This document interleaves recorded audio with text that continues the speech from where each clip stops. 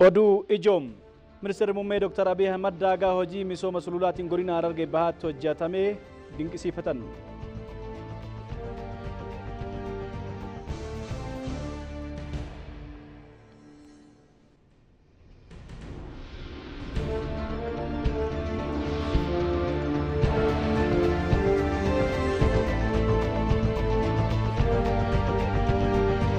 Itoophiyaan ardii Afrikaa irraa michuu guddoo gamtaa Awurooppaa ta'uun ishee himame.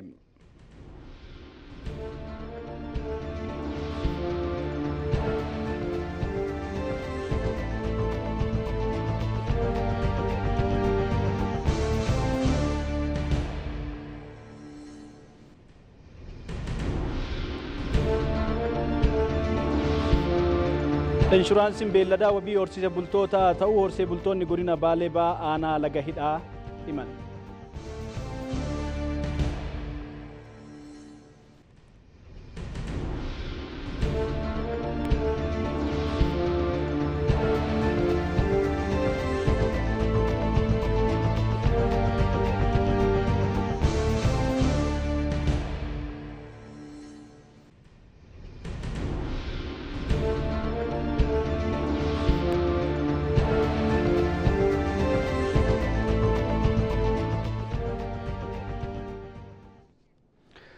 Akkam waltan kabajamtoota daawwattoota keenya ETV irraa oduu sa'aatii kanaaf qindeeffannee isinitti himaa oduu waliin ani Gosaayee Birmajiiti oduu ijoo duraan fannina eegala. Ministeerri Muummee Dr. Abiy Ahmad hojii misooma sululaa gaara Jabeen irratti hojjetame hojii dinqii ta'uu himan. Ministeerri Muummee hojii misooma sululaa godina Harargee Ba'aa aanaa Giraawaa ganda Amaaree guddinaa garee Jabeen irratti hojjetame daawwataniiru. Gabaasa OBN Ababaayyoo Kafanii akka taanutti qindeesseera. Ministeerri Muummee Dr. Abiy Ahmad godina Harargee Ba'aa aanaa Giraawaa ganda Ameeraa guddinaatti hojii misooma sululaa gaara Jabeen irratti hojjetamee daawwataniiru. Aanaa Giraawaatti qonnaan bultoonni ganda Ameeraa guddinaa gaara Jabeen kana dura dhiqama biyyeef saaxilamaa ture tokkummaan bahanii daagaan hidhanii misoomsaniiru. Ministeerri Muummee hojii dinqii kanaaf qonnaan bultoota fi hawaasa Harargee maraa galateeffataniiru. Harargee Bahaatti harri wanti argaa jirru kun baay'ee dinqiidha. Kanaan dura naannoo kanarraa namoonni baay'ee buqqa'anii naannoo Oromiyaa naannoo garaagaraa keessa deemanii qubachaa turan. Amma dhaloonni kun garuu murteessee tabba diigamee lafa mancaa'ee bade kana akkaataa kanaan solo hojjetee lafa isaa tikfatee biyyoo isaa tikfatee bishaan qusatee deebisee misoomaaf oolchaa jira. Uummanni Harargee hojiidhaan duruun beekama. Dhaloonni ammaa garuu seenaa addaa hojjechaa jira. Sululli ilaalaa jirru kuni bakka bakkatti meetira 3 isaa olis kan deemu jira. Meetira 2 meetira 1.5 waan salphaa akka ijaan argu kanaa miti. Gaafa hojjetamu nama dadhabsiisa. Tabbichi rakkisaadha. Lafichi rakkisaadha. Dhakaa baatanii fidu harkaan hojjetama maashiniin jiru. Ammaaf dhaloonni amma kana ijaaraa jiru kun waggaa tokkotti waggaa keessatti bu'aa argachuu dhiisuu danda'a.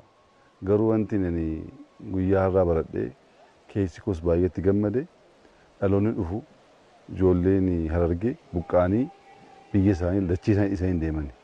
Abbootiin isaanii dachee isaanii tikfachaa fi jiru eegaa fi jiru akkuma agartan kunuu bishaan kufamee jira. Bishaan kana keessaa ba'ee wanti dhaabbatu kun hin biqila. Ministeerri Muummee biyyi kan badhaatu ifaajee lammiilee biyyattii maraatiin ta'uu ibsanii hojii dinqii qonnaan bultoota Harargee kanaa guutuu biyyaatti babal'isuun akka barbaachisu eeraniiru. Akkaataa kanaan biyya ofii ijaaruu danda'u jechuun harkaan maashinaa miti harkaan guyyaa tokko miti ji'a guutuu. Amma namni kun Ramadaan tsoomaa jira. Ramadaan tsooma keessatti kan akkasitti hojjechaa jiru na baay'ee nama dinqisiisa. Ani baay'ee gammadeen jira. Galata guddaas uummata Harargeef galchuun barbaada. Biyya kana jijjiiruu kan dandeenyu hojiidhaan duwwaadha. Dadhabnee hojjennee dhamaanee rakkannee biyya ijaara kana achi ta'anii waan gaarii hawwuudhaan waan gaarii dubbachuudhaan yookaan isa bade immoo halkanii guyyaa arrabsaa ooluudhaan jijjiiruu hin dandeenyu. Biyyi jijjiiramuu kan danda'u namni uummanni murteessee ijaaramee waliin ta'ee akkaataa kanaan rakkatee biyya ofii har'aaf miti boriif ijaaruu gaafa murteessu waggaa 5 waggaa 10 booddee namni naannoo kan dhufe lafa akkasiin argu. Jijjiiramee magariisa ta'ee nyaata irraa argama, hojii irraa argama, ijoolleen hin buqqa'anii maatiin ijaaramaa deemaa jechuudha. Hojiin dinqii qonnaan bultootni Harargee hojjetaa jiranii kun hawaasa Harargee qofa osoo hin taane naannolee ollaa fi guutuu biyyaa kan fayyadu ta'uu ibsanii qonnaan bultoota Harargee irra deebinees galateeffataniiru. Kun ballachaa godinni guutuu akkuma shurrubbaatti kun walidhaa waan deemuuf gaafa walidhaa deemu biyyoon takkitti asii bahee gara gammoojjiitti hin bu'u jechuudha. Biyyoon asii gammoojjiitti gammoojjii gaafa ga'u bokkaan hin jiru. Baraa waan ta'uuf achitti qotuu hin danda'amu. Asitti hambisuu dandeenye jennaan garuu bishaan kanarraa qulqulluu argannu kanatu gajjallaa kana misoomsaa deema. Kana duwwaa garuu miti. Namni akka carraatee kan jiraatu gajjallaadha. Gaafa roobu deebi'ee kan miidhamu uummata sana. Du'uus danda'a, manni isaas manca'uu danda'a, jireenyi isaa qonni isaas baduu danda'a. Wanti kun bu'aan isaa baay'ee waan ta'eef fakkeenyummaan isaas guddaa waan ta'eef akkatuma kanaan cimnee biyya keenya haa ijaarru. Hojii qonnaan bulaan naannoo keenya qonnaan bulaan Harargee hojjechaa jiru dinqiidha dhugaa dubbachuudhaaf. Hojii dinqiidha garuu har'aaf mul'achuu dhiisuu danda'a. Maaliif dhakaa ilaalaa waan jirruuf. Oolee buleeti bu'aan isaa kan mul'atu. Hojiin kun itti fufuu qabaa, jabaachuu qabna. Ministeera Muummee Abiy Ahmad fi Pireezidaantii Mootummaa Naannoo Oromiyaa Obbo Shimallis Abdiisaa dabalatee hooggantoonni mootummaa olaanoon godina Harargee Bahaatti argamuun hojiilee misooma sululaa fi oomisha qonnaa qamadii bonaa daawwatan. Guyyaa kaleessaa misooma qamadii naannawa gammoojjii Harargee Bahaa keessatti misoomaa jiru ilaalleerraa jedhan Ministeera Muummee Abiy Ahmad. Dhama'uu hojjechuu fi ilaaluu yoo dandeenye Itoophiyaan gargaaramuu jala baatee kanneen biroo gargaaruu ni dandeessi jedhan Ministeerri Muummicha. Akka biyyaatti qamadiin qonnaa bonaa qofaan lafti hektaarri miiliyoona 3.5 faca'ee irraa kuntaalli miiliyoona 300 ol akka eegamu dubbataniiru Ministeerri Muummee. Godina kanattis namoota miiliyoona 1 ol seeftineetii jala turan keessaa 74 seeftineetii jalaa bahuu dubbataniiru. Bara kana gara hektaara miiliyoona 3.5 kan ta'udha qamadiin qotamaa kan jiru. Kanarraas miiliyoona kuntaala 300 ol argachuu akka dandeenyu hin tilmaamama. Egaa Harargee Bahaa keessattuu naannoon kun kan beekamu qonnaan miti. Qonna waan hin beekneef seeftineedhaan gargaarsaan uummata jiraachaa turedha. Uummanni kun har'a ofii isaatii qotatee hektaara 1,000 ol qotamee arginee jirra. Kana duwwaa osoo hin taane waggaa muraasa dura gara uummata miiliyoona 1.1 gargaarsaan seeftineetiin kan jiraatu har'a dhibbeen taane 74 bilisa ba'ee jira. Ofii isaa qotatee of jiraachuu danda'ee jira. Kun immoo adeemsa bilisummaa adeemsa ofiin of bulchuu keessatti gahee guddaa waan qabuuf namoota hafan dhibbeettaa 26 sanas amma danda'amaa ta'etti waggaa 2 keessatti bilisa baasuu dandeenye jennaan uummanni keenya lafa isaatiin gargaaramee humna isaan gargaaramee qotee of nyaachisuu of bulchuu danda'u jechuun bilisummaa guddaa waan ta'eef bilisummaa mirgaa jennee kan yaadnu sun nyaataan mirkanaa'uu jalqabuu qaba. Lafa qabnu hunda misoomaaf yoo oolchine fakkeenya godina kanaa akka biyyaatti fudhanne hojii kana cimsinee akka itti fufnuun dhaama jedhan Ministeerri Muummee Abiy Ahmad. Kanaafis wanti Harargee Bahaatti agarre kun Oromiyaa guutuutti Itoophiyaa guutuutti waan ta'uu danda'udha. Lafa baay'ee qabna. Bishaan baay'ee dhangala'aa jiraata.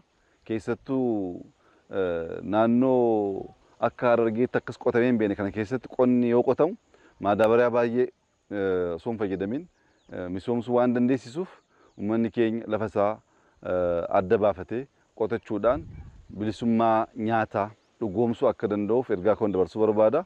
Wanti uummanni Harargee lafa rakkisaa akkasii jijjiiree qotee of nyaachisuu danda'uunsa akka injifannoo guddaatti ilaala. Akka babal'atu immoo amaana jechuun barbaada. Jabaadhaa. Akkatuma kanaan jabaannee hojjennee nyaataan of danda'uu qabna. Of danda'uu duwwaa osoo hin taane immoo kan rakkates gargaaruu akka dandeenyutti jabaachuu waliin tumsuu qabna jedhee yaada. Baay'ee gammadeen jira. Galatoomaa nu jabaadhaa.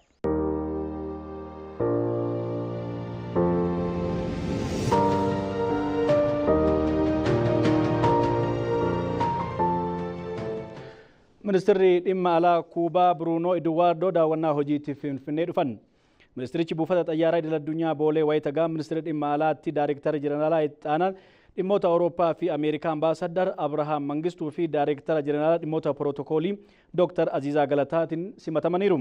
Ministeerri dhimma alaa Kuubaa Bruunoo Eduwaardoon turtii isaanii Finfinneetiin qondaaltota mootummaa olaanoo garaagaraa wajjin mari'atu jedhamee akka eegamu tajaajila oduu Itoophiyaatu gabaase.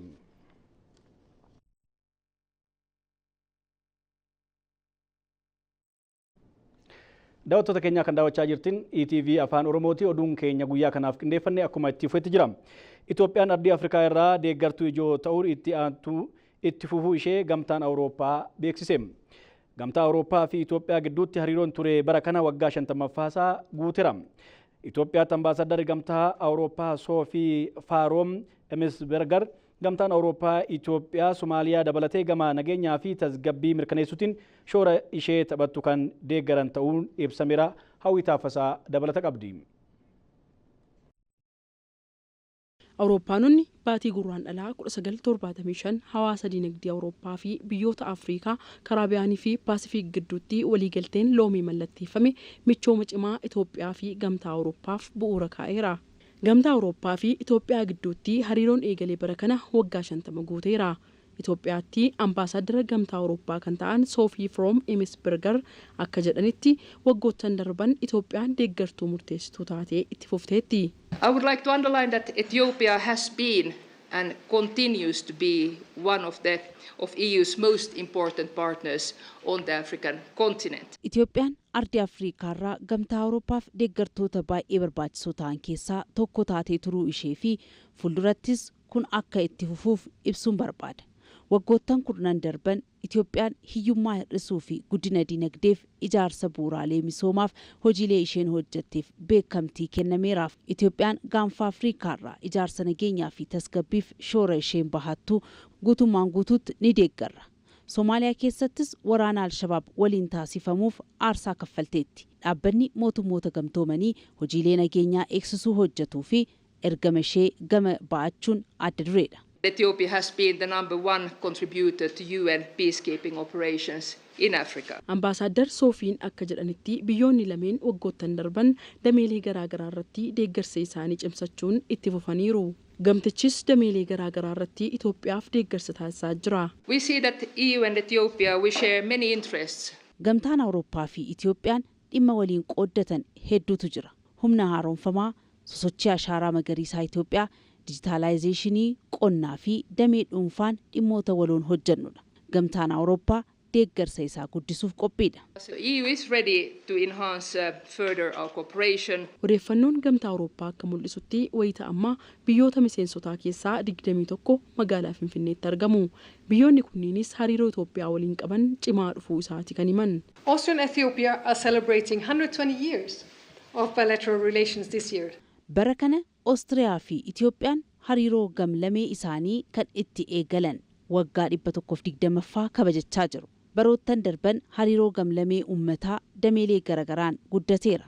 Finland and Ethiopia have long-term cooperation, mainly in development areas. Finlaandii fi Itoophiyaan ijoodhaan hojiilee misoomaa, barnoota, dhiyeessii bishaanii akkasumas bulchiinsa lafa qonnaa fi dameelee kana fakkaatan irratti deeggarsa yeroo dheeraa waliin qabu. Hariiroo duraan turee fi cimaa ta'ee kun amanamummaa irratti kan hundeeffamedha. Ministeera dhimma alaatti Daayirektarri ittaanaa dhimmoota Awurooppaa fi Ameerikaa Ambaasaadar Abrahaam Mangistuu akka jedhanitti Itoophiyaan hariiroo gamtaa Awurooppaa waliin qabdu gama dameelee daldalaa fi investimantiinis cimsuu qabdi jedhan. Ethiopia is always very grateful for the generous support. Waggoottan darbanitti gamtaa Awurooppaan deeggarsa taasifameef, deeggarsa bu'a qabeessaa taasifameef Itoophiyaan yeroo hundaa isin galateeffatti. Yeroo kana booda qabaannoo keessattis investimentii dabalataa fi daldala ilaaluun barbaachisaadha. Agarsiistuun tokkummaa keenyaa investimentii fi daldala ta'uu qaba. In the coming decades and centuries. Hariiroon Itoophiyaa fi gamtaa Awurooppaa waggoota 5-10 darbanii waggoottan itti aanutti cimee akka itti fufuudha kan ibsame. Manneen jireenyaa kutaa waraanaa ajaja ba'aa Dirree Dhawaatti ijaarame eebbifame. Manneen jireenyaa kana itti Maajoor Shumiin waliigalaa humnoota waraanaa Fiild Maarshaal Biraanuu Juulatu eebbise. Manneen jireenyaa kana abbummaadhaan qajeelchi muummee maandisummaatu ijaarsee jedhameera. Manneen jireenyaa bulookii 41 qabu kun galmoota bashannanaa wal'aansaa fi walgahii kan guutameef ta'uun himameera. Sirna eebbaa kanarratti qondaaltonni waraanaa olaanoon garaagaraas argamaniiru.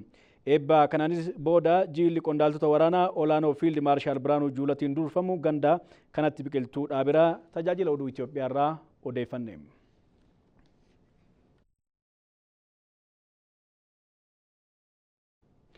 Sassaabbii galii biyya keessaa guddina misoomaa fi kanneen biroof shoora guddaa qaba jedhan ministeerri maallaqaa obbo Haayimar Shidee. Konfiraansiin mata duree galmoota misoomaa deeggaruuf sassaabbii galii biyya keessaa guddisuu jedhu magaalaa Finfinneetti taa'amaa jira. Heeran Siilashii dabalata qabdi.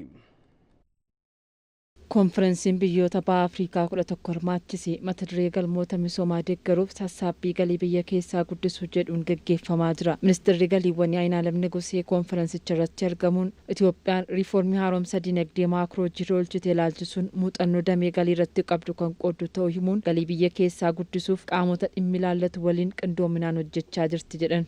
የዛሬው ጉባኤ ዓላማ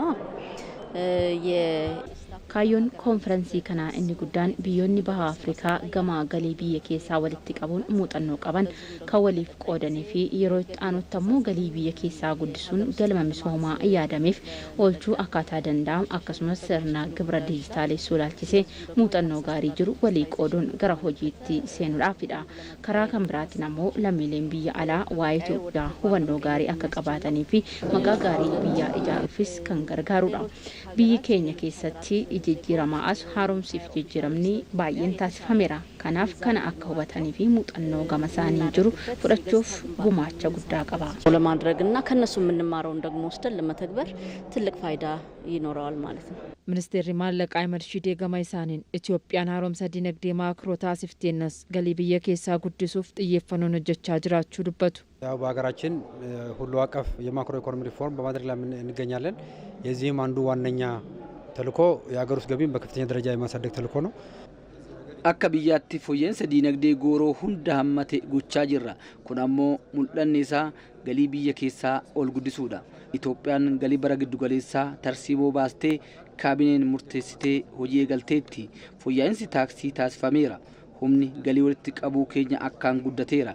Kanaaf kan ta'u hojii garaagaraa kan akka ijaarsa dandeettii hojjetamaa jira. IMF waliin ta'uun biyyoota 11 irraa kan dhufan galii faayinaansii fi gumuruukii irraa kan dhufan muuxannoo isaanii ni dabarsu.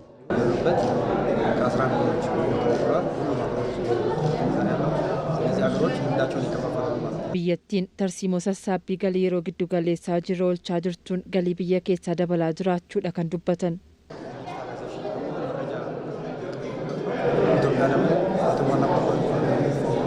Dijitaalaayzeeshiniin odeeffannoo waliif kallattiitti daddabarsanidha. Itoophiyaan fooyya'insa diinagdee gooroo taasisuun gama galiin bu'aa guddaa fidaa jirti. IMF deeggarsa teeknikaa fi leenjii ijaarsa dandeettii yeroo adda addaa nuu kennaa jira. Kun ammoo haala taaksii fi galii biyyoota biroorraa akka barannu nu taasiseera. ግዝ ነው የሚሆነው እኛም እንማርበታለን እነሱም ከኛ ይማራሉ። Dhaabbata maallaqa addunyaa damee Afrikaa bahaatti Daayirektarii Teeknikaa Kilaaraa Miiraa biyyoonni Afrikaa bahaa sirna sassaabbii gibira biyya keessaa ammayyoomsuun galii biyya keessaa guddisuuf hojjechuu qabu jedhan. Guyyoota sadeenis taanaan dhimmoota galii biyya keessaa guddisuuf danqaa ta'anii fi furmaata isaa irratti ni mari'anna. Biyyoonni baha Afrikaa galii biyya keessaa guddisuuf dandeettii fi qabeenya guddaa qaban ol guddisuudhaan galma misoomaa yaadameef oolchuun ni danda'u. Akka dhaabbata keenyaattis gorsitootaa fi deeggartoota hedduu naannoo kanaa qabna. Kanaaf qaama imaammata gibiraa sirna bulchiinsa gibiraa irratti muuxannoo biyyoota guddachaa jiranii kan waliif qoodan ta'a. Galii biyya keessaa dabaluun guddina biyyaaf gumaacha olaanaa qaba. Kanaaf dhimmi galii biyya keessaa dhimma xiyyeeffannoo barbaadudha. Really increasing domestic resource mobilization is critical. Konferensichi qindoomina ministeera galiiwwaniif dhaabbata maallaqa addunyaa damee Afrikaa baatiin kan qophaa'e yoo ta'u guyyoota afuriif kan geggeeffamuu fi hooggantoonni damichaa biyyoota baha Afrikaa irraa walitti babba'an hirmaachaa jiru. Haasan jibbiinsaa amantaalee irratti namoota dhuunfaa fi garee tokko tokkoon taasifamu amantaa kamuu bakka hin bu'u jedhee gumiin amantaalee Itoophiyaa. Gumiin amantaalee Itoophiyaa haala yeroo irratti ibsa miidiyaaleef kenneen tibbaa kana gama miidiyaa hawaasummaa kabaja amantaalee gadi buusuuf ergaan darbaa ture Itoophiyaa biyya amantaa hedduu qabdu keessatti gocha akkanaa fudhatama kan hin qabne ta'uu barreessan waliigalaa gumii amantaalee Itoophiyaa qeessis Taagaay Taaddalaa himaniiru. Saxxoota Shoomaa dabalata qaba. Ibsa kana miidiyaaleef kan kennan barreessan waliigala gumii amantaalee Itoophiyaa lubni Taagaay Taaddalaa tibba kana gama miidiyaa hawaasummaan kabaja amantaalee gadi buusuuf ergaan darbaa ture gumiin amantaalee Itoophiyaa kan mormuu fi gocha akkasii amantaa kamuu kan bakka hin buune ta'uu himaniiru. አንዳንድ ግለሰቦችና ቡድኖች መድረኩን ከዓላማ ውጭ ለሆነና ለግልና namoonni dhuunfaa fi garee tokko tokko miidiyaa hawaasaa kaayyoo itti hundaa'eef ala fayyadamuun fedhii dhuunfaa fi garee isaanii itti calaqqisiisu.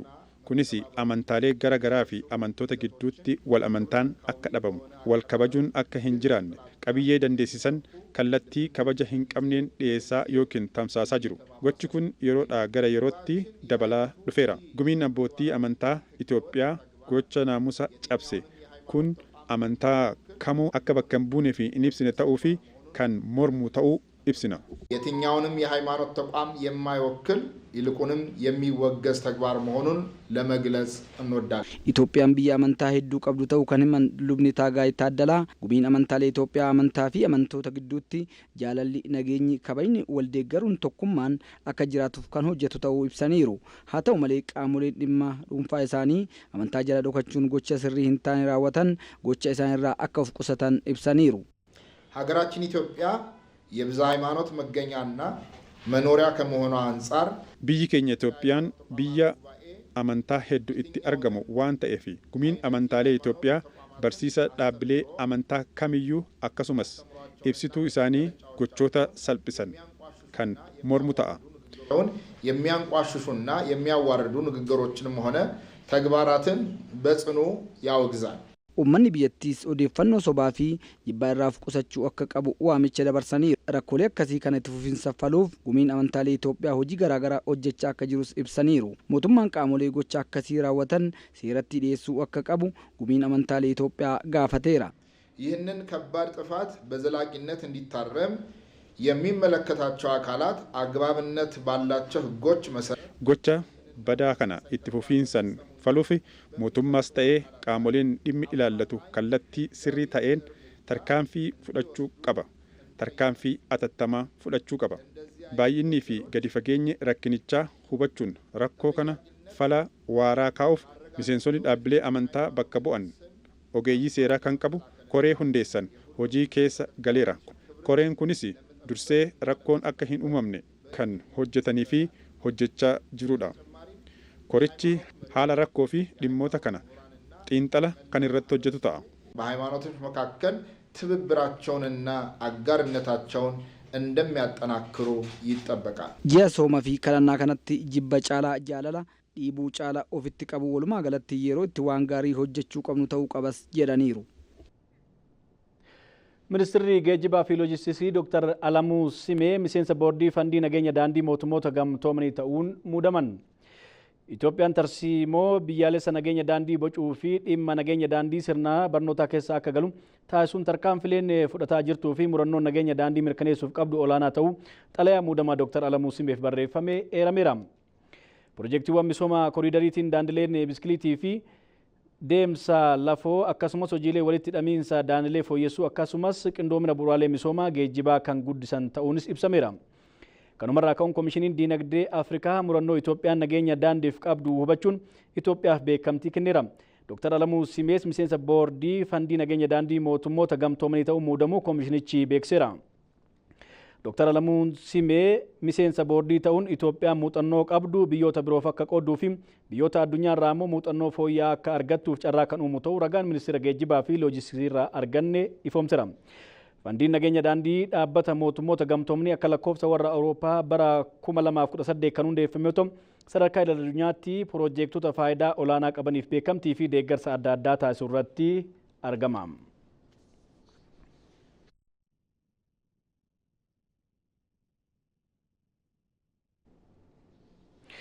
Inshuraansiin beelladaa wabii horsiisee bultoota waan ta'eef miseensummaan isaa kan jajjabeeffamu akka ta'e horsiisee bultoonni godina Baalee Ba'aa aanaa lagaa himan.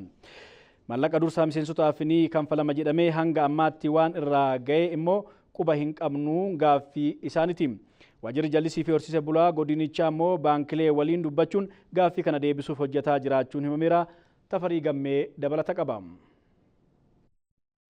Horsiisee bulaan yeroo adda addaa sababa hongeetiin qabeenya isaa taasifachuun jireenya kan ittiin gaggeeffatu beelladoota dhabee harka duwwaatti hafee jira. Miidhaan akkanaa kun irra deddeebiin kan dhaqqabe yoo ta'u, falli waarawaan miidhaa kanaas uumamee jira. Innis inshuraansii beelladaati. Inshuraansiin beelladaa tarii rakkoowwan hongee fi dhibeetiin beelladoonni yoo jalaa miidhaman wabii ta'uun horsiisee bultoonni akka dandamataniif gahee olaanaa qaba jedhama. Horsiisee bultoonni godina Baalee Bahaa aanaa laga hidhaa ganda Hara Gooroo dubbisnes dhimma inshuraansii beelladaa kanarratti irratti hubannoo argatanii miseensa ta'aa jiraachuu dubbatan. Baay'ee asiin dura horiin keenya hongeedhaan miidhamee baay'ee lubbuu illee dhabaa turre. Ammas irraa immoo asitti hubannoo nuu kennanii fayyadamaa nuun jedhanii nu gorsanii jiru. Nulleen gorsi kun sirriidha jennee fudhannee inshuraansii tana murannee asirraa achitti hongee fuulduraatiif qabeenyi keessanis lubbuun akkasiin baraaramu. Nutis haala gorsaatiin duukaa teechan jirra. Qabeenya kana ittiin fayyadamaa karaa kanaan inshuraansii beelladaa tana baafadhaa. Mallaqallee irratti qusadhaa. Horii keessa lubbuu miti haga gabbisatti gargaarsa illee si waliin jirraa jedhanii gorsa waan nu kennaniif inshuraansii tana baafannee hin qabna. Horiin du'ee miti jechuudha. Haguma horiin jiru yoo horiin huqqate yoo caamni dhufe birrii isinii galchanii ergasii birrii san baastanii faagulloo bitatanii gabbistanii gaafa biraallee deebistanii numatti gurgurtanii waan jamuun hubannoo akkasiin nu kennanii dhaabbaticha kanatti dhaabbanni kun akka intarnaashinaal dhaabbata guddaa na fakkaata akkasitti hubannoo kana eegasaan nu kennan bakka wanni kun waan dansaa karaa baankii illee dhufee wanni karaa baankii ittiin dhufe illee soballee qabdu irraa mootummaa illee dhufee soban qabu jennee itti amanneetuma birrii keenya kafallee buukii fudhannee akka itti jiraannu inshuraansiin fayyaa beelladaa eega dhufe nu fayyada waan gaariif nu gargaara jennee inshuraansii fayyaa beelladaatti fayyadamna jennee banan. Qilleensi haala biyya ta'ennaa qilleensaa iddoon jireenyati iddoo ammootii nuun qabeenya waan qabnu maraa nu harkaa barbaadechee waan jiruuf mootummaan deebi'ee inshuraansii ni beeldalaa nu baase ka baase sanii kanatti amannee inshuraansii baafannee akka waan sii banannee nagayaan eeggataa jirraa. Horsiisee bulaan hubannoo argachuun miseensa ta'uun miidhaa dhufuu danda'uuf wabii akka argatu hojjetamu bulchaan aanaa laga hidhaa Muniir Mahammad ibsanii jiru. Hawaasni keenya horsiisee bulaadha. Horsiisee bulaan kun ammootu yeroo gogiinsa beellanni isaa irraa miidhamaa turee jira, irraa dhumaa turee jira, wabii tokkollee hin qabu. Akkasuma ammootu kafaltiin gama kanaan inni argachaa jirullee hin qabu. Beekamtiin inni ammootu gama mootummaatti illee argachaa turellee hin jiru. Kana jedhamee gaafiiwwan yeroo dheeraa gaafatamaa tureen jechuun gaafii gaafatamaa tureen deebii hawaasa keenyaaf dhufe jechuudha. Kanarraa jiddugala godhannee sadarkaa aanaa keenyattis bara kana inshuraansii fayyaa beelladaa gadi buufnee jirra jechuudha. Miseensa inshuraansii fayyaa beelladaa horsiisee bulaan keenya akka ta'uu danda'uuf karoora nu kenname irratti jiddugala godhannee tokko ganda keenyaa irratti hojjennee jirra. Akkaawuntii banachuu miseensa ta'uu irraa eegalee sadarkaa aanarraa hanga sadarkaa gandoota irratti akkasuma namoota qonnaan bulaa keenya kanneen horsiisee bulaa keenya kanneen beeylada qabanii hojiin hubannoo irratti uumamee irratti hojjetamee jira jechuudha. Fayyadamummaa horsiisee bulaa mirkaneessuuf itti fufiinsan hubannoonni kennamaa sakeekan. Hawaasni kennalleen hanqina hubannoo isaan keessa jirullee keessaa bahee warra bara kana ammootu miseensa ta'e kun ammoo fayyadamummaa isaa kanallee hin mirkaneessa jennee waan itti amannuu fi yeroo itti aanutti ammoo kanaa olitti irratti hojjenna jennee karoora keessaa qabna. Bara kanaaf ammoo jalqabbiin jiru gaariidha waan jedhu kan ammoo kaasuu barbaadeeti. Maallaqni onnachiiftu jedhame isiniif gala jedhanii hanga ammaas wanti miseensaaf gale hin jiruun immoo komii miseensota inshuraansii kanaati. Bara itti miseensa ta'essan waggaa isatti maallaqni kun kagaluuf warra marsaa duraa galeefii jira. Warra marsaa dhumaa kana tokko bakka hanqinni irra qabu. Bakki irra deebinee warra baankii kooperaatiif baankii waliin agriimantiin dhaabbata diraayiviif nu gidduu jiru buukii banuu irratti bakki isaan xiyyeeffatan jira. Horsiisee bulaan galmaa'een beekaa isaan buukii qofa banan naannoo warra baankii biratti wanni ilaallu jira jechuudha. Horsiisee bulaan muraasni kan waan komii kana kaasan kun sirriidha. Osoo hin galmeessin buukii banachuudhaaf warri kooperaatiif baankii kan socho'anidha. Kanarraa kan hafe horsiisee bulaan baankii kan dhuunfaa isaanii moo baankii inshuraansii kana? Inshuraansiin kun lakkoofsa wayita bantu buukii banta. Miseensa inshuraansii ta'uuf agriimantiin isaa baankii kooperaatiivii waliin jira. Kooperaatiif baankii irratti yeroo banamu kana inshuraansiin maallaqicharree achirratti galchaaf dhaabbanni kun saatalaayitii Keeniyaatti yeroo laalu. Warri kun ammoo buukis banuu waan barbaaduuf warri baankii osoo maallaqni sun haga isaan barbaadaman kan hin geenye san dabalataan kan itti galu tahaa jechuudha. Isa komii kana kan uuman baankirraayi. Isa kan ammoo itti dhiyeennaan horsiisee bulaa san liistii isaa maqaadhaan adda baasnee sirreessaa kan jirru ta'uu isaati jechuudha. Diinagdee jabaan hongee dandamatu tarsimoon masakamee jireenya horsiisee bulaa kan jijjiiru akka ta'e ni ibsama. Kabajamtoota daawwattoota keenya oduun keenya guyyaa kanaaf qindeeffanne akkuma itti fufeetti jira.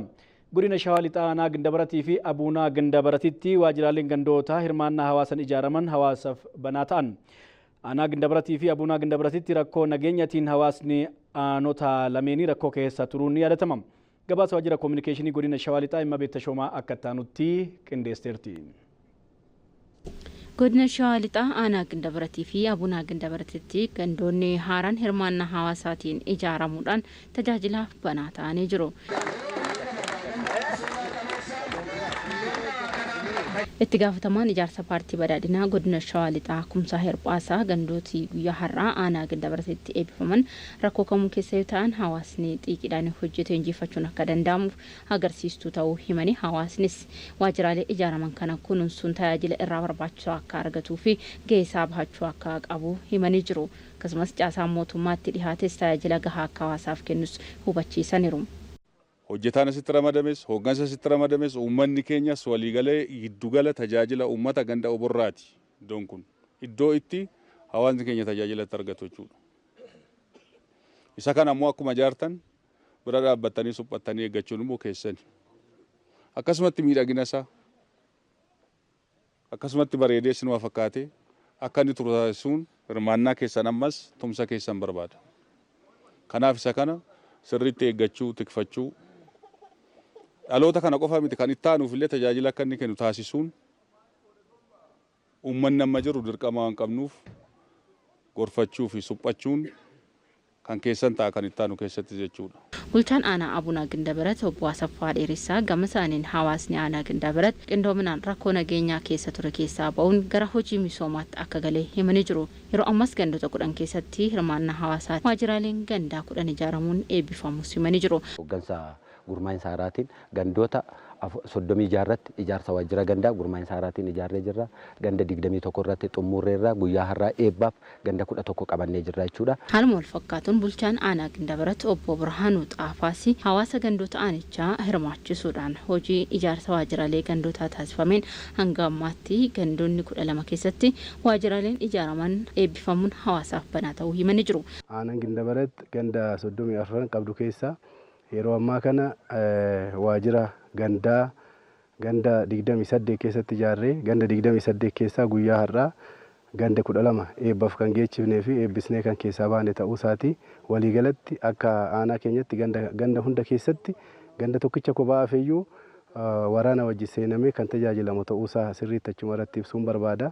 Hawaasni aanaalee kanneenis waajjiraaleen gandootaa kunneen ijaaramuun caasaan gandaa gadi bu'ee hawaasa tajaajilaa jiraachuutti gammachuu kan qaban ta'uu ibsaniiru. Kunis rakkoo bulchiinsa gaarii fi deddeebii kanaan dura teessa turan keessaa akka isaan baasise himan. Amma ergasii wanni nuti kanaan dura fagootti deemnu dhiyootti arganna.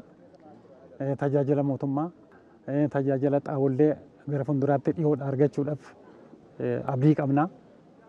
Kana irratti immoo ammumallee amma aanatti deemuudhaaf aanatti marmaaruudhaaf biiroo 2-3 seenuudhaaf balbala keenya duratti fayyadama kana argannee raawwanneetoo itti xaqqamamuudhaaf uummanni kun qophaa'eeti jira. Ammumallee itti gammadaati jira. 2017 kana gurmaa'insi caasaa gandaa erga gadi dhufee gandi oborraa dhimma adda addaati. Dhimma bishaaniiti, dhimma addaati, dhimma lafaati, dhimma biraa dhirsaafniitis haa ta'u waan adda addaati waan aanaatti dhaqanii hiikkatan dhiyoodhumatti akka hiikkatanii fi dhiyootti mari'atanii odoo jiruun isaanii hin hiikkamin, odoo hin dhamayin, odoo baasii guddaatti hin saaxilin baay'ee faayidaa guddaa nu agarsiisa jechaadha.